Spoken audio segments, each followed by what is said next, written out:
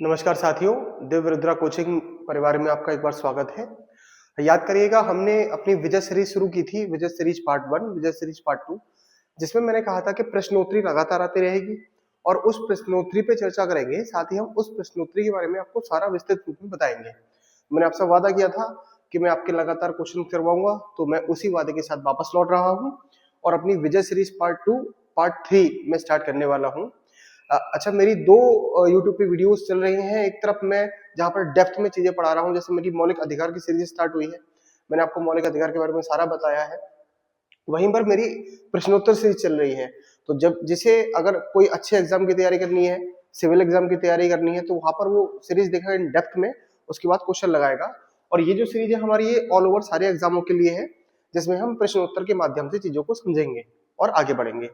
चलिए शुरू करते हैं। तो आज हम बात करेंगे संविधान के स्रोत के ऊपर कि संविधान, भारतीय संविधान में हमने कहां कहां से क्या लिया गया है। एक बड़ी कोटेशन फेमस है जिसमें विवाद होता है बहुत ज्यादा, कि कहा जाता है संविधान जो है एक उधार का थैला है। तो चलिए इस पे बात करूंगा मैं अपनी दूसरी वीडियो में कि उधार का थैला है या हमारा है, क्या है क्या नहीं है। लेकिन हम स्रोत की बात करते हैं कि संविधान में हमने कहां से क्या लिया है। तो सबसे पहला क्वेश्चन हमारे सामने आता है कि भारतीय संविधान का कौन सा अंग जर्मनी के संविधान से प्रेरित है। तो देखिए, अब मैं अंडरलाइन करूंगा जर्मनी। तो ये कह रहा है भारतीय संविधान का कौन सा ऐसा अंग है, कौन सा पार्ट है जो हमने जर्मनी से लिया गया है। तो पहला है संविधान संशोधन, संघीय प्रणाली, आपातकाल के दौरान मौलिक अधिकारों का निलंबन, या फिर एकल नागरिकता।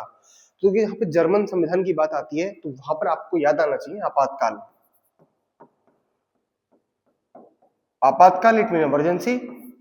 तो आपातकाल वाला जो पार्ट है वो हमने जर्मन संविधान से लिया है। याद रखें, इसमें लिखा हुआ है आपातकाल के दौरान मौलिक अधिकारों का निलंबन। जी हाँ, सही बात है। जब मैं आपकी मौलिक अधिकारों की सीरीज करा रहा था या फिर पहले क्वेश्चन बताए थे, तो मैंने आपको बताया था कि मौलिक अधिकार कब निलंबित किए जा सकते हैं। तो उसका आंसर क्या है? आपातकाल, ड्यूरिंग द इमरजेंसी। तो इमरजेंसी के दौरान आपातकाल को निलंबित किया जाता है, और हमने आपातकाल जो लिया है वो जर्मन के संविधान से लिया है। अच्छा, आपातकाल की बात करें तो भारत में आपातकाल 3 प्रकार का है। तो पहले की अगर बात करें तो एक आर्टिकल आता है, मैं इधर लिखता हूं फर्स्ट नंबर पे, आर्टिकल 352। ये बात करता है राष्ट्रीय आपातकाल की, राष्ट्रीय आपातकाल, नेशनल इमरजेंसी। फिर अगला आर्टिकल आता है आर्टिकल 356। ये बात करता है राज्य आपातकाल की। आपने एक वर्ड सुना होगा जिसे कहा जाता है राष्ट्रपति शासन। तो जी हाँ, राष्ट्रपति शासन भी राज्य आपातकाल का ही रूप है, आर्टिकल 356 में आता है। और तीसरे टाइप का जो आपातकाल है बेटा वो है आर्टिकल 360, ऐसे बोलते हैं वित्तीय आपातकाल, फाइनेंशियल इमरजेंसी, वित्तीय आपातकाल। तो ये 3 तरह का आपातकाल भारत के संविधान में है। आर्टिकल 352 राष्ट्रीय आपातकाल, आर्टिकल 356 राज्य आपातकाल राष्ट्रपति शासन, और आर्टिकल 360 वित्तीय आपातकाल। जब हम आपातकाल को डिटेल में पढ़ेंगे तब हम डेप्थ देखेंगे, लेकिन अभी हम संविधान के स्रोत पे बात कर रहे हैं। और जैसा कि मैंने कहा था, मेरा जब मैं पढ़ाता हूं तो मेरा केवल क्वेश्चन के आंसर से मतलब नहीं होता है, मुझे आपको क्वेश्चन के आंसर के संग में बाकी सारे डायमेंशन भी कवर करवाने होते हैं, जिससे आप लोगों की पॉलिटिकल साइंस बहुत स्ट्रांग हो जाए। तो जैसा आपने एक क्वेश्चन तैयार करा आज, जर्मन से क्या लिया गया, तो आपातकाल लिया गया है, ठीक है। दूसरा क्या है, आपातकाल के दौरान मौलिक अधिकार निलंबित हो जाते हैं, ये भी बात सही है। तीसरा सर, आपातकाल कितने टाइप का होता है, तो आपातकाल 3 प्रकार का होता है। पहला कौन सा है? राष्ट्रीय आपातकाल, दूसरा है राज्य आपातकाल, और तीसरा कौन सा है? वित्तीय आपातकाल। ये बात समझ में आ गई। अच्छा, संविधान संशोधन में फिर से कह चुका हूँ, कॉन्स्टिट्यूशन अमेंडमेंट जो है भाग 20 में आता है, और आर्टिकल 368 बहुत बार पूछा जाता है आपसे क्वेश्चन कि क्या है कॉन्स्टिट्यूशन अमेंडमेंट या फिर संविधान संशोधन। तो 368 आपको याद रखने वाली बात है। एकल नागरिकता की बात करें तो बेटा, नागरिकता जो आती है वो भाग 2 के अंतर्गत आती है, और आर्टिकल 5 से लेके आर्टिकल 5 to 11 नागरिकता के बारे में बात करता है। अच्छा, भारत में एकल नागरिकता का प्रावधान है, अमेरिका में दोहरी नागरिकता का प्रावधान है। मतलब अमेरिका के लोग जो होते हैं, जहां पर राज्य की नागरिकता होती है उनकी, वहीं पर उनकी देश की भी नागरिकता होती है, लेकिन भारत के अंदर केवल एक ही तरह की नागरिकता होती है, जिसे बोलते हैं एकल नागरिकता। तो चलिए, इतने सारे क्वेश्चन आपने समझ लिए। संघीय प्रणाली में आपको आगे बताऊंगा, आगे बढ़ते हैं। अगला क्वेश्चन है, भारतीय संविधान में पंचवर्षीय योजना दी है। इंपॉर्टेंट क्वेश्चन है बहुत ज्यादा, कई बार पूछा जाता है कि पंचवर्षीय योजना का प्रावधान किस देश से लिया गया है? तो संविधान में जो 5 वर्षीय योजना थी, अच्छा मैं आपको बताना चाहूंगा पहले पंचवर्षीय योजना के बारे में। तो देखिए भारत जब आजाद हुआ तो जवाहरलाल नेहरू ने, इसमें आंसर भी लिखा होगा, आंसर है यूएसएसआर, यानी कि इसे बोलते हैं सोवियत संघ। सोवियत संघ बेटा, USSR, United union of Soviet and socialist Republic. तो यूएसएसआर से पंचवर्षीय योजना का प्रावधान किया गया है भारत के अंदर। क्या है बेटा? ये समाजवादी मॉडल पे आधारित है। पंचवर्षीय योजना के अगर जनक की बात करी जाए तो कौन है इसके जनक? तो आपको याद रखना है पंडित जवाहरलाल नेहरू। पंडित नेहरू इसके जनक माने जाते हैं भारत के अंदर पंचवर्षीय योजना के। ठीक, पहली पंचवर्षीय योजना कब आई? तो 1951 से 1956, ये प्रथम पंचवर्षीय योजना है। अगर मैं बात करूं द्वितीय पंचवर्षीय योजना की तो दो क्वेश्चन बनते हैं। पहली बात तो पहला क्वेश्चन हो गया पंचवर्षीय योजना कहां से ली गई है? तो आप कहोगे सर यूएसएसआर से ली गई है या फिर सोवियत संघ से ली गई है। अच्छा एक वर्ड आपने सुना होगा रूस। रूस और यूएसआर में क्या अंतर है? तो बेटा यूएसएसआर एक बहुत बड़ा पार्ट था जो 1991 के बाद में एक कंसेप्ट आपको पढ़ाएंगे, लिबरलाइजेशन, प्राइवेटाइजेशन, ग्लोबलाइजेशन, यानी कि एलपीजी जब आपको पढ़ाया जाएगा तो उसके बाद में यूएसएसआर बहुत ज्यादा डाइवर्स हो गया, ब्रेक हो गया, और उसका जो उत्तरदायित्व मिला वो मिला रूस को। तो 1991 के बाद ये कहा जाने लगा रूस, इससे बहुत सारे देश अलग हो गए। बाकी 1991 से पहले की बात करें तब इसे बोलते थे यूएसएसआर। ठीक है, तो सोवियत संघ का उत्तराधिकारी जो आज मौजूद है वो रूस है, लेकिन आंसर क्या होगा इसका पंचवर्षीय योजना का? यूएसएसआर, यानी कि हमने पंचवर्षीय योजना ली थी यूएसएसआर से। वही पंचवर्षीय योजना के जनक पंडित जवाहरलाल नेहरू है। पहली पंचवर्षीय योजना 1951 टू 1956। वही बात करें दूसरी की बात में, दूसरी पंचवर्षीय योजना की मैं अगर बात करूं तो बहुत इंपॉर्टेंट बात बनती है यहां से।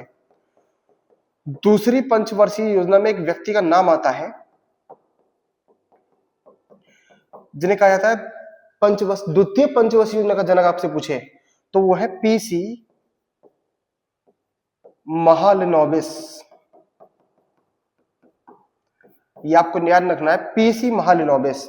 द्वितीय पंचवर्षीय योजना में इनका बहुत बड़ा योगदान था, बहुत बड़ा योगदान था, इसलिए द्वितीय पंचवर्षीय योजना का मॉडल जो आधारित है वो पीसी महालनोबिस के इनके अंडर भी रहा था वो मॉडल। तो इन्हीं के नाम पर वो योजना का नाम कहलाता है। कभी पूछता है कि पीसी महालनोबिस वाली योजना जो है किस संबंध में? तो द्वितीय पंचवर्षीय योजना है वो। अच्छा, पीसी महालनोबिस को सांख्यिकी का जनक भी कहा जाता है, फादर ऑफ स्टैटिस्टिक्स, ये भी आपको याद रखना है। ठीक है, तो अगर बात करी जाए पंचवर्षीय योजना की तो सारे सेगमेंट कंप्लीट हो रहे हैं आपके। और पंचवर्षीय योजना कहां से ली गई है बेटा? तो वो ली गई है यूएसएसआर से, याद रखोगे। ओके डन, आगे बढ़ते हैं। भारतीय संविधान में मजबूत केंद्र, देखिए मैंने आपको जब इससे पहले वाली सीरीज कराई थी क्वेश्चन आंसर की तो मैंने आपको केंद्र राज्य संबंध बताए थे, उसमें मजबूत केंद्र के साथ संघ की अवधारणा। तो संघ की अवधारणा की बात करी जाए तो संघ, तो भारत राज्यों का संघ होगा, कौन से आर्टिकल में लिखा हुआ बेटा? आपने सबने पढ़ रखा होगा, भारत यानी कि इंडिया राज्यों का क्या होगा? संघ होगा। ये आर्टिकल कौन सा है? आर्टिकल 1, आर्टिकल 1 है। लेकिन क्वेश्चन क्या पूछा है? मजबूत केंद्र, यानी कि एक तरफ होता है केंद्र, एक तरफ होते हैं राज्य। तो भारत कैसा है? मजबूत केंद्र है, और राज्य जो है वो केंद्र के कंपैरिजन में थोड़ा कमजोर है। तो ये अवधारणा हमने कहां से कॉपी करी है, कहां से ली है? कि जहां पर केंद्र जो होता है मजबूत होता है, शक्तिशाली होता है। तो बेटा ये लिया हमने कनाडा से, इसका ऑप्शन हो जाएगा कनाडा, यानी कि कनाडाई मॉडल पे आधारित है मजबूत संघ। ठीक है, तो आपसे अगर एक क्वेश्चन पूछा जाए भारत में केंद्र सरकार है और राज्य सरकार है तो मजबूत कौन है उसमें? ज्यादा पावर किसके पास है? केंद्र के पास है। जब मैं आपको पढ़ाऊंगा आगे की सीरीज में तब आपको बताऊंगा कि केंद्र ही क्यों मजबूत है, ऐसे क्या कारण है।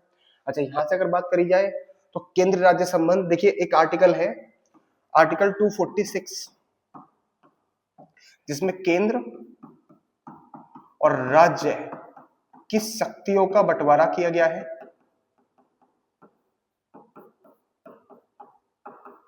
ठीक है, तो केंद्र और राज्य की शक्तियों का बंटवारा अगर क्वेश्चन आ जाए तो आर्टिकल 246। अच्छा, वहीं कौन सी अनुसूची में केंद्र और राज्य की शक्तियां बताई गई? तो 7वीं अनुसूची में। बेटा जितनी बार आप रिवाइज करोगे उतनी बार चीजें आपको याद हो जाएंगी। तो 7वीं अनुसूची जो है उसमें बताया गया केंद्र और राज्य की लिस्ट के बारे में, विषय को बंटवारे के बारे में। वही आर्टिकल 246 भी क्या कहता है? केंद्र राज्य शक्तियों को बंटवारा। और अगर बात करी जाए तो मजबूत संघ या मजबूत केंद्र की स्थापना का प्रावधान कहां से लिया है हमने? तो उसका क्या आंसर हो जाएगा? कनाडा आंसर हो जाएगा। चलिए आगे बढ़ते हैं।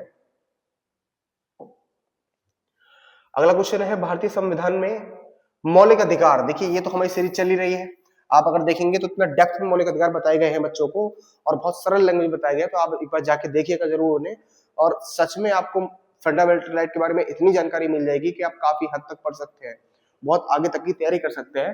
लेकिन फिलहाल क्वेश्चन पूछा गया है मौलिक अधिकार किस संविधान से अंकित किया गया है, तो बेटा मौलिक अधिकार जो है उस पर जो प्रभाव है वो है यूएसए, यानी कि संयुक्त राज्य है, संयुक्त राज्य अमेरिका, हाँ जी यूएसए का प्रावधान है, यानी कि यूएसए से हमने क्या लिया है मौलिक अधिकार। अच्छा यूएसए से और क्या लिया है, तो बेटा जेआर यानी कि न्यायिक पुनरावलोकन, ठीक है, इसे बोलते हैं बेटा जुडिशियल रिव्यू, जुडिशियल रिव्यू, ये भी हमने कहां से लिए हैं, अमेरिका से लिए हैं। तो जुडिशियल रिव्यू के बारे में क्या होता है मैं आपको बताऊं। जुडिशियल रिव्यू का मतलब ये होता है बेटा, अगर कोई बिल है जो संसद से पास होकर एक कानून बन जाता है तो उसे न्यायपालिका, अभी मैं साधारण शब्दों में आपको समझा रहा हूं, तो न्यायपालिका उस कानून को चेक कर सकती है और ये देख सकती है कि वो कॉन्स्टिट्यूशनल है या अनकॉन्स्टिट्यूशनल है, मतलब वो किसी का एक तो फंडामेंटल राइट का वायलेंस तो नहीं कर रहा है। अगर किसी भी व्यक्ति का वो फंडामेंटल राइट का वायलेंस करता है तो उसे जो जुडिशरी है वो कट कर देती है, यानी कि जुडिशरी हर कानून को चेक करती है और उसमें देखती है कि कहीं ना कहीं ये मौलिक अधिकारों का उल्लंघन तो नहीं कर रहा है या फिर ये जो कानून बनाया है ये अनकॉन्स्टिट्यूशनल तो नहीं है ना। तो इसी सिस्टम को बोलते हैं जुडिशियल रिव्यू, ठीक है, याद रखोगे आप। तो आपसे कोई पूछे न्यायिक पुनरावलोकन क्या है तो आप बताओगे कि सर हम बता देंगे कि सर कोई बिल है, कानून बनने से पहले कोई चीज क्या होती है बिल, तो बिल कहाँ जाता है संसद में जाता है, संसद में जाने के बाद जब राष्ट्रपति के साइन हो जाते हैं उस पे, तो वैसे संसद में राष्ट्रपति जो है वो भागी है, तो राष्ट्रपति के साइन होने के बाद भी बन जाता है कानून। अब उस कानून को न्यायपालिका एक बार देख सकती है, उसका सब्सटेंस चेक कर सकती है कि कहीं ये संविधान का उल्लंघन तो नहीं कर रहा है। इसी सिस्टम को बोलते हैं न्यायिक पुनरावलोकन। अच्छा इससे मेरे को बात याद आई, एक वर्ड है जेआर और एक वर्ड है एनजेआर, नो जुडिशियल रिव्यू। जैसी नो जुडिशियल रिव्यू याद आए आपको याद रखना चाहिए 9 शेड्यूल, यानी कि 9वीं अनुसूची, ठीक। तो अगर बात करें तो ये 9वीं अनुसूची प्रथम संविधान संशोधन से आई, जिसमें जवाहरलाल नेहरू ने एक नियम बना दिया था कि अगर कोई हम कानून लेके आ रहे हैं, ये उस समय की बात कर रहा हूँ 1951 की, कोई हम कानून लेके आ रहे हैं तो उसे न्यायपालिका चेक नहीं कर सकती, यानी कि देख नहीं सकती उसे, यानी कि जुडिशियल रिव्यू नहीं कर सकती। तो इसलिए क्या बोला गया इसे एनजेआर, नो जुडिशियल रिव्यू। ये किसमें है 9वीं अनुसूची में। तो क्या आज है, हाँ आज है, लेकिन एक केस हुआ था केशवरन भारती केस 1973 में, उस केस के बाद में चीजें बदल गई और आज न्यायपालिका हर एक कानून को चेक करती है, ये आपको ध्यान रखना है। बाकी इसके बारे में इन डिटेल हम और पढ़ेंगे। तो फिलहाल अगर बात करें मौलिक अधिकार तो हमने कहां से लिए हैं, सोवियत से संयुक्त राज्य अमेरिका से लिए हैं। मैंने आपको एक चीज और बता दी, न्यायिक पुनरावलोकन यानी जेआर कहां से लिया है हमने, कहां से लिया है अमेरिका से लिया है। जेआर बता दिया मैंने, तो जेआर आपको समझा दिया क्या होता है, जुडिशियल रिव्यू न्यायिक पुनरावलोकन। और दूसरा मैंने आपको बता दिया एनजेआर, नो जुडिशियल रिव्यू, 9वीं अनुसूची में लिखा हुआ है भारत की संविधान की, ठीक है। अगर आगे बढ़े और क्या देखा, अच्छा इसमें उपराष्ट्रपति का पद भी आएगा, एक उपराष्ट्रपति का पद, तो बेटा ये भी हमने अमेरिका से ही लिया है उपराष्ट्रपति का पद। तो 3 चीजें एक साथ आपको याद हो गई होंगी अच्छे से, एक तो मौलिक अधिकार, एक न्यायिक पुनरावलोकन और एक उपराष्ट्रपति का पद। देखो हमारे यहाँ जो उपराष्ट्रपति का पद है उसमें ये होता है कि अगर राष्ट्रपति है और राष्ट्रपति की या तो मृत्यु हो जाए या फिर त्याग पत्र दे दे या किसी कारणवश उसे हटाया जाए, अच्छा राष्ट्रपति को हटाने को क्या बोलते हैं, तो इम्पीचमेंट वर्ड यूज किया जाता है, महाभियोग। तो राष्ट्रपति को हटाया जाए तो राष्ट्रपति जब अपनी सीट पर नहीं होगा, उसका पद रिक्त होगा, उतने समय के लिए उपराष्ट्रपति राष्ट्रपति बन जाएगा। लेकिन अमेरिका में बेटा सिस्टम ये है कि अगर राष्ट्रपति एक बार रिजाइन देता है या हट जाता है तो जो उपराष्ट्रपति होता है यानी कि वाइस प्रेसिडेंट होता है वो परमानेंट प्रेसिडेंट हो जाता है, परमानेंट राष्ट्रपति हो जाता है। लेकिन हमारे यहाँ ऐसा नहीं है, हमारे यहाँ ये है कि जब तक नए चुनाव नहीं हो जाते और नए चुनाव के बाद नया राष्ट्रपति चुन के नहीं आ जाता तब तक उपराष्ट्रपति राष्ट्रपति रहेगा, जब नया आ जाएगा तो उपराष्ट्रपति वापस उपराष्ट्रपति की पोस्ट पर आ जाएगा। लेकिन अमेरिका में ऐसा नहीं है, अमेरिका में ऐसा है कि उपराष्ट्रपति एक बार अगर प्रेसिडेंट हट गए अपनी जगह से तो उपराष्ट्रपति जो होता है वो राष्ट्रपति बन जाता है और परमानेंट बना ही रहता है, ये अमेरिका का संविधान कहता है। अच्छा अमेरिका से संविधान से मुझे एक बात याद आई, आपको बताना चाहूंगा अमेरिकी संविधान,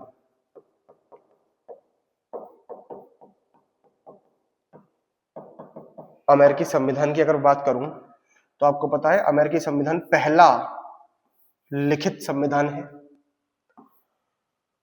अमेरिकी संविधान बेटा पहला लिखित संविधान है, पहला लिखित संविधान।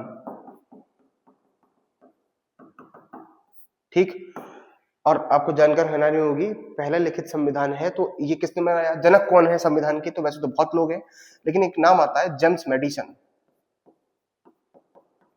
जेम्स मैडिसन ये जो है अमेरिका संविधान के जनक माने जाते हैं। 1787 में आपको लिख देता हूं यहाँ पे, जो अमेरिका संविधान की बात चली है, जो बनकर तैयार हुआ है। अच्छा, पूरे अमेरिकी संविधान में जो आर्टिकल हैं कितने हैं, पूरे अमेरिकी संविधान में बेटा 7 आर्टिकल हैं, बस 7 ही अनुच्छेद हैं सारे के सारे। तो एक जानकारी आपको और मिल गई कि अमेरिका दुनिया का पहला लिखित संविधान है। दूसरा किसने बनाया है, तो जेम्स मैडिसन ने बनाया है 1787 में, 1787 में। और वही बात करी जाए तो अमेरिका के संविधान में ओनली 7 आर्टिकल है। चलिए आगे बढ़ते हैं। भारतीय संविधान में विविधतापूर्ण शासन यानी कि रूल ऑफ लॉ का विचार इनमें से किस संविधान से लिया गया है। देखिए रूल ऑफ लॉ इसका मतलब है संविधान की सर्वोच्चता। देखिए समझिए, विधिपूर्ण शासन यानी कि विधि का शासन बात करें तो जैसी विधि के शासन की बात आएगी तुरंत नाम आना चाहिए ब्रिटिश। क्या नाम है आपको, ब्रिटिश। यानी कि विधिपूर्ण शासन हमने लिया है ब्रिटेन से। ठीक, तो विधिपूर्ण मतलब rule of law. Rule of law का मतलब क्या है कि लॉ पहले है, बाकी सारी चीजें बाद में है। इसलिए एक वर्ड चलता है संविधान की सर्वोच्चता।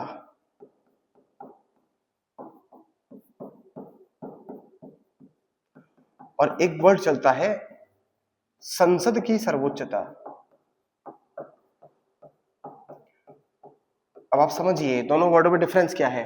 एक वर्ड है संसद की सर्वोच्चता, एक वर्ड है संविधान की सर्वोच्चता।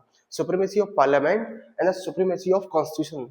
अब देखिए दोनों वर्ड में क्या अंतर है बेटा। अभी मैंने बताया रूल ऑफ लॉ, तो ये तो हमने ब्रिटेन से लिया है, एक बात तो समझ में आ गई। लेकिन 2 वर्ड समझिए, अगर क्वेश्चन आ जाए भारत में इनमें से कौन सी प्रणाली इस्तेमाल की जाती है, और क्वेश्चन आ जाए क्या रूप है, तो संसद की सर्वोच्चता या संविधान की सर्वोच्चता, तो बेटा इसका जो आंसर होगा वो आंसर होगा ऑप्शन नंबर 2, संविधान की सर्वोच्चता। ब्रिटेन में कहा जाता है, ब्रिटेन का जो मॉडल चलता है वो चलता है संसद की सर्वोच्चता। एक कहावत कही जाती है ब्रिटेन के मामले में, संसद के मामले में, कि जो ब्रिटेन की संसद है वो मेल को फीमेल और फीमेल को मेल नहीं कर सकती, उसके अलावा बाकी सारे काम कर सकती है। तो आप सोच के देखिएगा, ये उपमात्मक रूप में कही जाती है बात, तो सोचिए ब्रिटेन की संसद कितनी मजबूत होगी। लेकिन हमारे यहाँ संविधान की सर्वोच्चता का सिद्धांत अपनाया जाता है, ना कि संसद की सर्वोच्चता का। ये आपको याद रखनी है।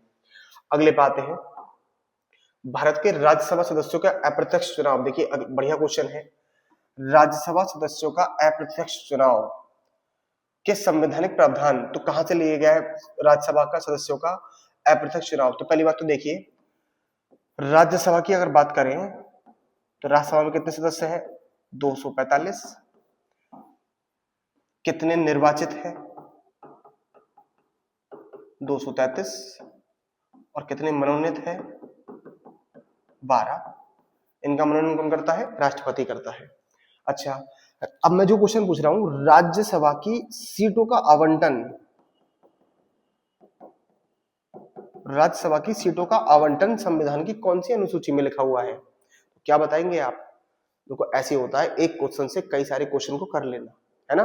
तो बेटा राज्यसभा के जो सीटों का आवंटन है वो 4th शेड्यूल यानी कि 4थी अनुसूची में है। किसमें है बेटा, 4थी अनुसूची में। और राज्यसभा के सदस्यों का जो अप्रत्यक्ष चुनाव है वो हमने लिया है दक्षिण अफ्रीका से। ठीक है, यानी कि इनडायरेक्ट इलेक्शन। अच्छा, एक वर्ड आया अप्रत्यक्ष और एक कौन सा है, प्रत्यक्ष। तो देखिए एक प्रत्यक्ष चुनाव होते हैं, प्रत्यक्ष मतलब होता है जिसे हम वोट दे के आए हैं वही पदभार संभाल लेता है। जैसे आप देखिए, आप एमएलए को वोट दे के आते हैं तो एमएलए क्या बन जाते हैं, विधायक बन जाते हैं, मतलब मेंबर ऑफ असेंबली बन जाते हैं। आपने किसी व्यक्ति को वोट दिया है एमपी का, तो एमपी डायरेक्ट वही एमपी बन गया। लेकिन आप देखिए एमएलए, बहुत सारे एमएलए इकट्ठे होके क्या करते हैं, एक सीएम बनाते हैं, है ना। तो सीएम को हमने नहीं चुना है, सीएम को डायरेक्ट हमने नहीं चुना, हमने तो अपने एमएलए को चुना था। हमारा जो प्रतिनिधि था वो बना एमएलए। अब बहुत सारे एमएलए मिलकर क्या बना दिया, सीएम। तो सीएम हो गया अप्रत्यक्ष, है ना। ऐसे पीएम का चुनाव भी क्या होता है बेटा, अप्रत्यक्ष होता है। राष्ट्रपति का चुनाव हम वोट नहीं डालते उसमें, तो अप्रत्यक्ष है ना। उपराष्ट्रपति चुनाव अप्रत्यक्ष है। और राज्यसभा के सदस्य को चुनाव अप्रत्यक्ष है। तो प्रत्यक्ष कौन कौन से हैं सर? तो यहाँ पे लिख लो, इसकी लिस्ट बना लो चाहे आप। मैं आपसे कहूं प्रत्यक्ष, तो लोकसभा के सदस्य को चुनाव क्या होता है? प्रत्यक्ष होता है। विधानसभा के चुनाव सदस्य को चुनाव क्या होता है? प्रत्यक्ष होता है। वहीं आपने देखा होगा जो स्थानीय शासन होता है उसमें जो चेयरमैन होते हैं, वैसे चेयरमैन का मैं आपको डेप्थ में बताऊंगा, ये निर्भर करता है राज्य पर, या फिर मेयर होते हैं, या वार्ड मेंबर होते हैं, या फिर प्रधान होते हैं, इन सबका चुनाव कैसा होता है? प्रत्यक्ष होता है ना। वहीं अप्रत्यक्ष की बात करें तो अप्रत्यक्ष जो चुनाव होगा तो राष्ट्रपति का होगा, अप्रत्यक्ष चुनाव होगा। हम वोट नहीं डालते इसमें, कोई और डालता है हमारी जगह, यानी कि हमारे प्रतिनिधि डालते हैं। उपराष्ट्रपति का चुनाव देखें, राज्यसभा का चुनाव देखें, अप्रत्यक्ष होता है।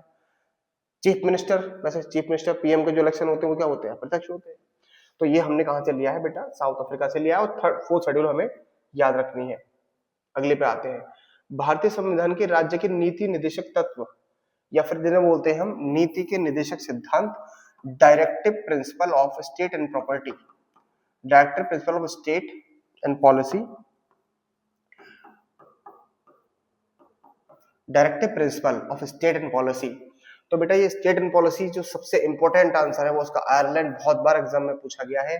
नीति निर्देशक तत्व कहां? भाग 4, संविधान के भाग 4 में है। 4 में ऐसा क्यों लिख रहा हूं? क्योंकि भाग जितने भी संविधान के रोमन नंबर में लिखे जाते हैं। और आर्टिकल कहां से स्टार्ट है? 36 से लेके आर्टिकल 51 तक। कहां से लिए हमने नीति निर्देशक तत्व? आयरलैंड से लिए हैं। तो अगर आयरलैंड से बात करें तो क्वेश्चन आए नीति के निर्देशक तत्व कहां से लिए गए? आयरलैंड। ठीक है, और आगे बढ़ते हैं इसमें। अगला देखें, भारतीय संविधान के मौलिक कर्तव्य।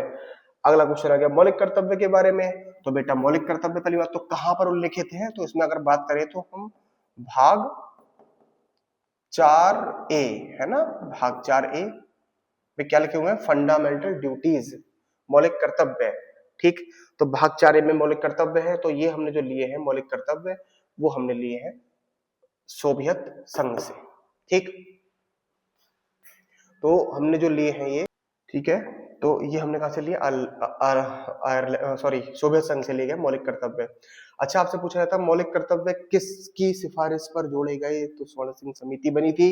इसके बारे में हम डेप्थ में और चीजें पढ़ेंगे। ठीक है, तो आपने समझ लिया यूके से क्या लिया है, आयरलैंड से, ऑस्ट्रेलिया से, सोवियत संघ से। ठीक, अगला क्वेश्चन क्या है? निम्नलिखित में से कौन सा भारतीय संविधान का स्रोत नहीं है? देखिए क्वेश्चन को पढ़ने से पहले देखते हैं हम क्या डिमांड है उसकी। अब वो पूछ रहा नहीं है, क्या नहीं है? तो देखिए अभी तक मैंने आपको डेनमार्क का कुछ बताया क्या कि डेनमार्क के संविधान से क्या लिया गया है? नहीं, कुछ नहीं। फ्रांस से, अच्छा फ्रांस से अगर बात करें तो स्वतंत्रता, समानता और बंधुत्व में अगर लिखूं स्वतंत्रता, समानता और बंधुत्व की बात करी है तो फ्रांस के संविधान में आएगी। आयरलैंड से मैंने अभी आपको बताया, आयरलैंड से, अच्छा आयरलैंड से आप एक बात और याद रखिएगा, राष्ट्रपति का निर्वाचन है ना। तो एग्जाम में आपसे पूछे राष्ट्रपति का निर्वाचन, तो राष्ट्रपति का निर्वाचन भी हमने कहां से लिया है? आयरलैंड से लिया है। और यूएसए से तो मैंने आपको बहुत सारी बातें बताई थी थोड़ी देर पहले, चाहे वो न्यायपूर्ण अवलोकन हो, चाहे वो उपराष्ट्रपति का पद हो, है ना, चाहे वो मौलिक अधिकार हो, वो हमने कहां से लिए हैं? हमने यूएसए से लिए हैं। ठीक, तो आज के हमने वीडियो में जो कंप्लीट करे हैं सारे वो संविधान के स्रोत कंप्लीट करे हैं। अगला क्वेश्चन देखिए, भारतीय संविधान में शामिल नीतिक निर्देशक तत्व की धारणा। अभी मैंने आपको बताया नीति निर्देशक कहां से लिए गए हैं? आयरलैंड से लिए गए। मैंने आपको बता दिया इसका आंसर पहले से, आपको सही आंसर दे दिया है इसका। हाँ, अगला क्वेश्चन क्या है? फर्स्ट पास्ट द पोस्ट, मत प्राप्त व्यक्ति की विजय, प्रावधान किस देश से लिया गया है? तो देखिए अगर मत प्राप्त व्यक्ति की विजय रोका जाए तो इसका मतलब बेटा जो लिखा हुआ है फर्स्ट पास्ट द पोस्ट, एक वर्ड लिखा हुआ है सर्वाधिक मत प्राप्त व्यक्ति की विजय। अच्छा, इसे एक वर्ड और बोलते हैं अग्रताही विजेता। बहुत सारे एग्जाम में बहुत शुद्ध हिंदी में कह देता है ये अग्रताही विजेता। फर्स्ट पास्ट द पोस्ट इसका मतलब है जो चुनाव में सबसे अधिक मत सबसे पहले लेकर आता है। दोनों बातें याद रखनी है आपको। अगर कोई चुनाव हो रहा है, निर्वाचन हो रहा है, तो उसमें जो सबसे अधिक वोट सबसे पहले लेके आएगा वही क्या माना जाएगा? विजेता माना जाएगा। इसी सिस्टम को बोलते हैं first past the post system. तो ये जो हमने लिया है बेटा, ये ब्रिटेन से हमने लिया है, ये वाला सिस्टम हमने ब्रिटेन से लिया है। ठीक है, अगले क्वेश्चन पे आए। संविधान में नीति आपको बता दिया मैंने, नीति से सब तत्व, ठीक है। अब अगली वीडियो में हम संघ और राज्य क्षेत्र देखेंगे, लेकिन आज की वीडियो में हमने इतनी सारी प्रश्नोत्तरी करी और उसके माध्यम से आपके सारे संविधान के स्रोत क्लियर हो गए। जैसे ही आप इस वीडियो को एक बार रिवाइज करके देखेंगे तो आपको समझ में आ जाएगा हमने कौन सी चीज कहाँ से ली है। बाकी वीडियो में बने रहिएगा। अब हम सीक्वेंस से बढ़ेंगे। जैसे आज हमने देख लिया हमने आज देखा था संविधान के स्रोत। अब हम स्टार्ट करेंगे भाग 1, फिर भाग 2 नागरिकता, फिर मौलिक कर्तव्य, फिर अधिकार। ये सारी चीजें हम राष्ट्रपति सारी चीजें लेके चलेंगे और इसकी प्रश्नोत्तरी आपको करवाते रहेंगे। तो इस वीडियो से बने रहने के लिए आपको प्रश्नोत्तरी अच्छी करनी है तो आप इस वीडियो से जुड़े रहिए। और अगर आपको इन डेप्थ सारी चीजें समझनी है तो मेरी मौलिक अधिकार वाली वीडियो देखिए। उसमें अभी जो चल रहे हैं हम आर्टिकल 18 तक कंप्लीट हो गया है, उसके बाद हम स्टार्ट करेंगे आर्टिकल 19 से, जिसमें आपको बहुत सारी जानकारी मिलने वाली है। तो और आपको डेप्थ में जानकारी चाहिए और समझना है आपको चीजों को एक्चुअल में क्या है, तो हमारे चैनल को सब्सक्राइब करिए और लाइक करिए और बने रहिए दिव्य रुद्रा कोचिंग के साथ। धन्यवाद।